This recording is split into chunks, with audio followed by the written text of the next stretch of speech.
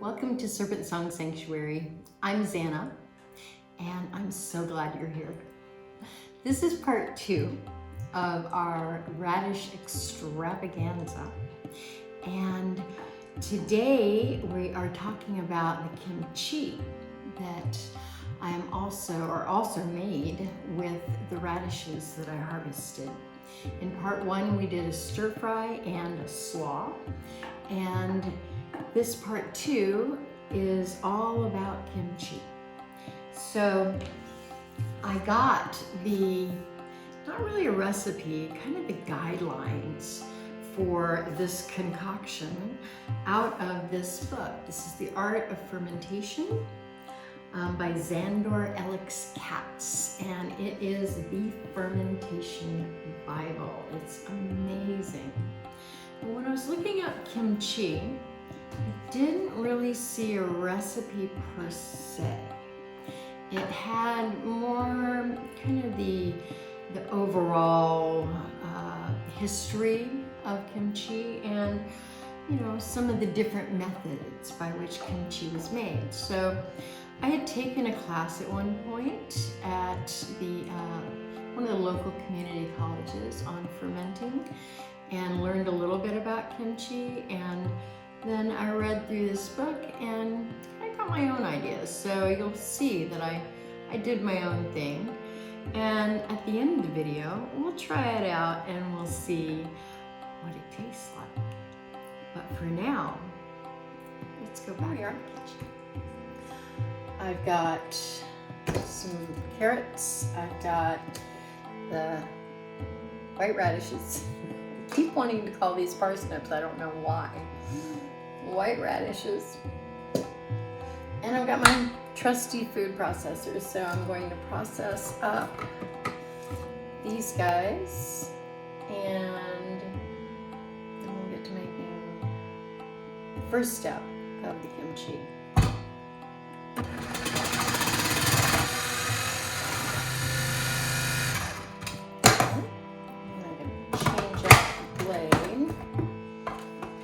I want the carrots to be shredded, just to have a little bit different texture going on in there. Okay, and then we're going to go with a larger shred on the carrots. Larger hole.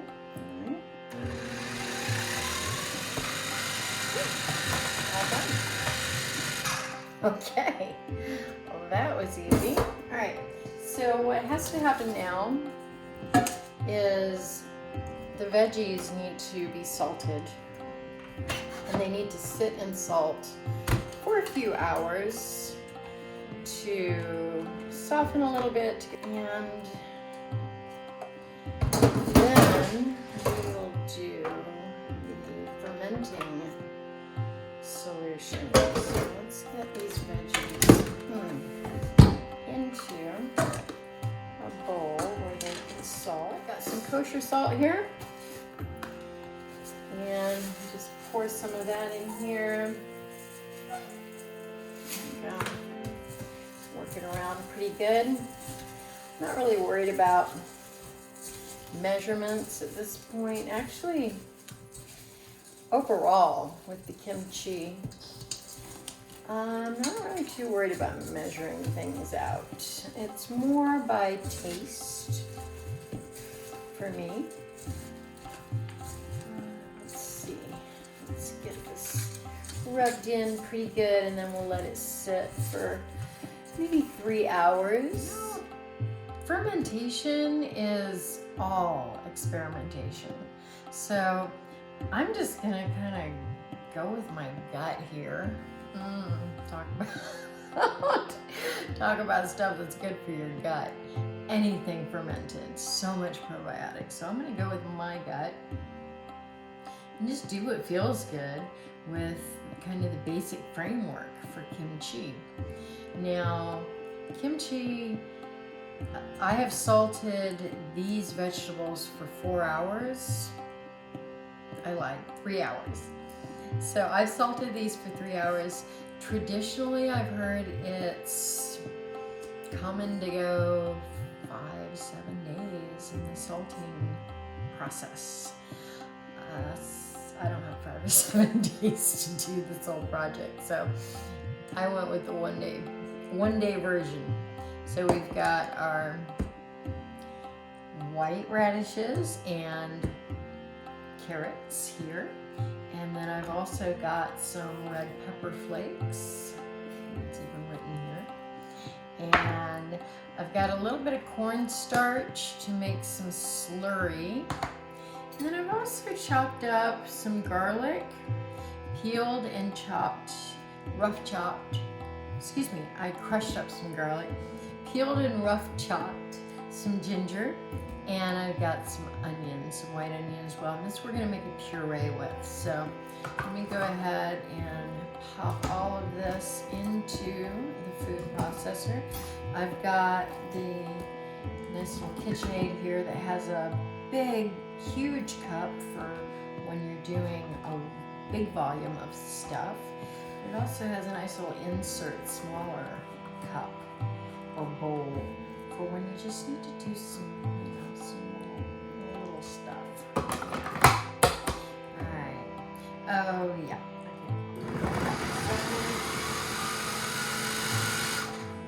Woo! Hello. Yes. Hello, onion. I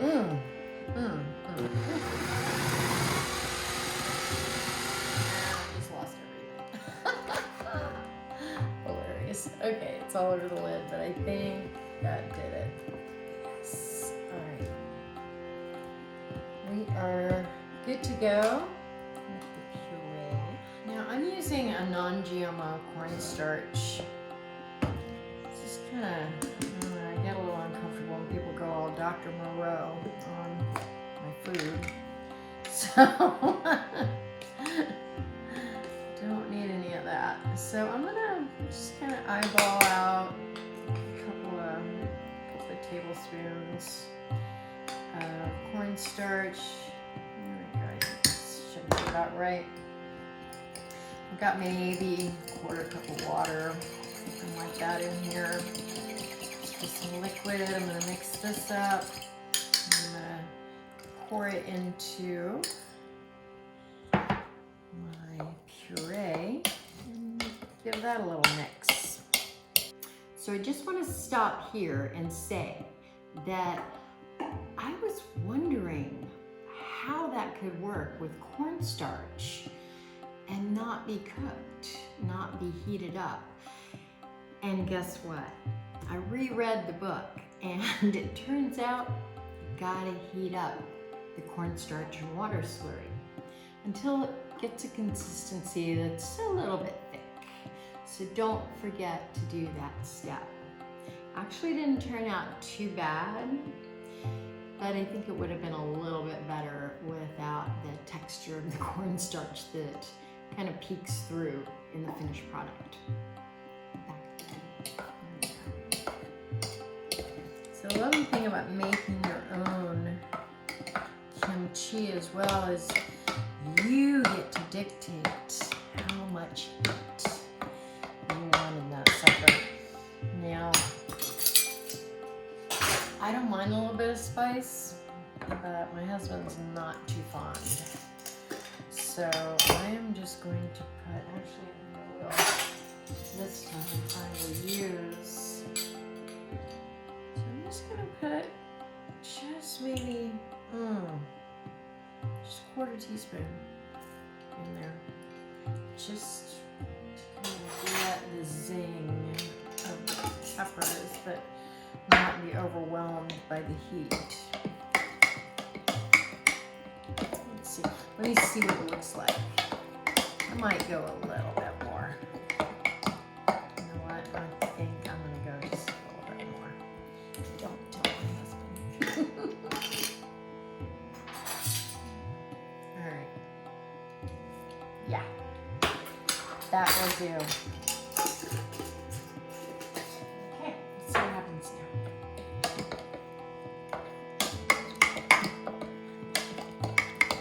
Well, that's looking pretty good. Okay. So I'm going to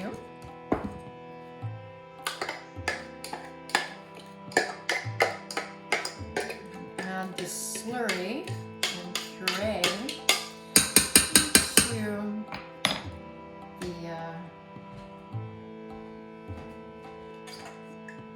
into the radishes, not parsnips, and carrot. Radish and carrot.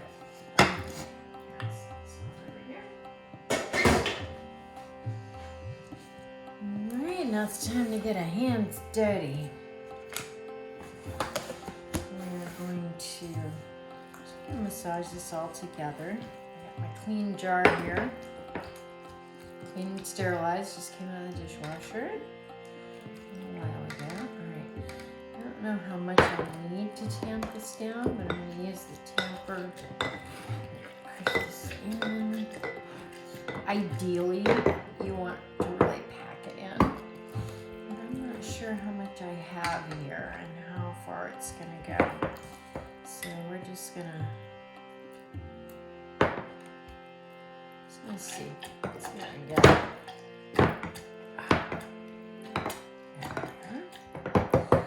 I think that's also to get the air out, the oxygen, because what we're going for is to create an anaerobic environment, so an environment without oxygen.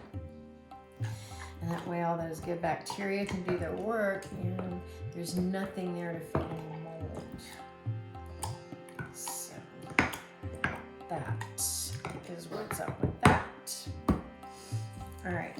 Yeah, I'm not going to have enough for a full jar.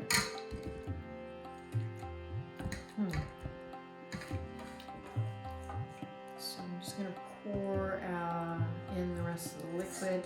Got pretty close though. Got pretty close.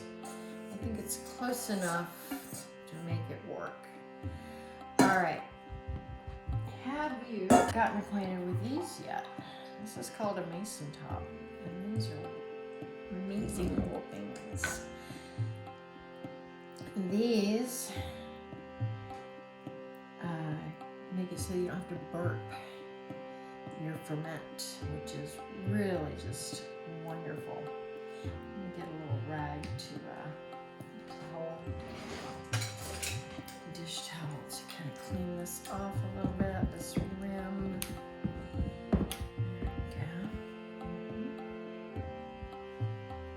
So we don't want any vegetable matter up above the level of the water. So the mason top kit, it comes with this handy little weight that you plop down in there, and it keeps the vegetal debris down underneath the line of liquid. Oh, I guess I did have to them out. And then we just pop this on top.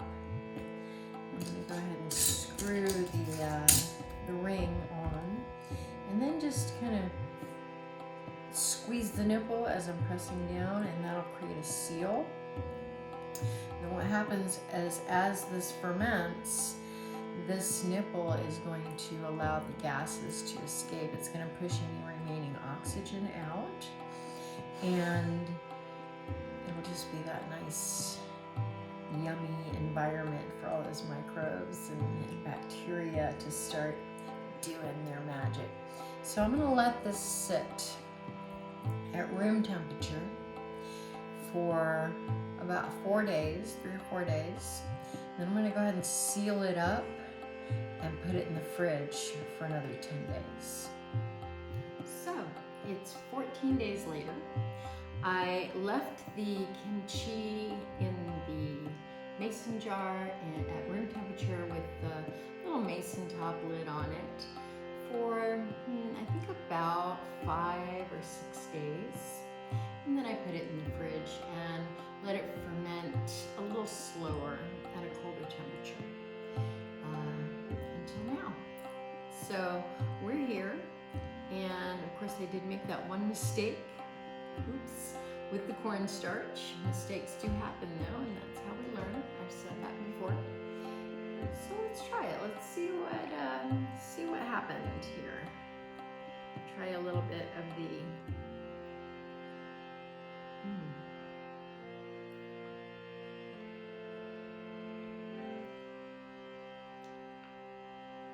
Wow. Yeah, that's actually quite nice.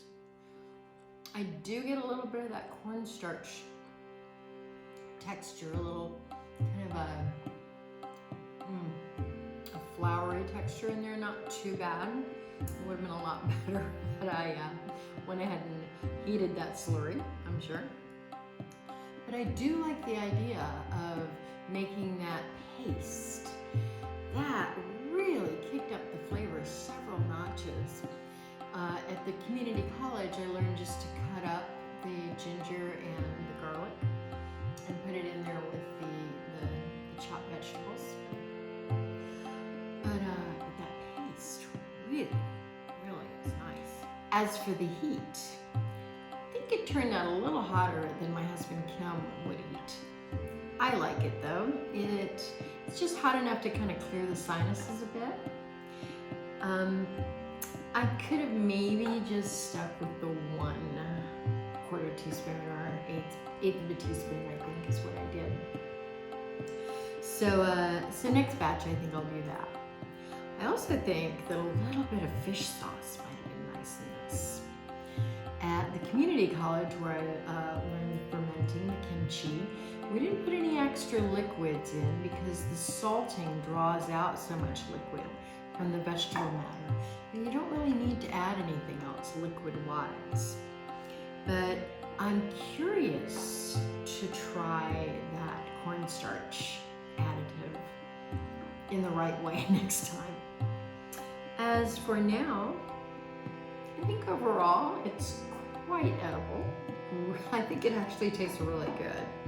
So I'll be finishing this off. And I hope you enjoyed being with me on this whole radish extravaganza. I will link above in the cards the episode 1 of this jamboree that we've had. And I look forward to seeing you again. If you liked what you saw, please hit that like button. Please comment if you make any of my recipes and let me know how it went for you, how you liked it. And until I see you next time, I want you to be nourished, inspired,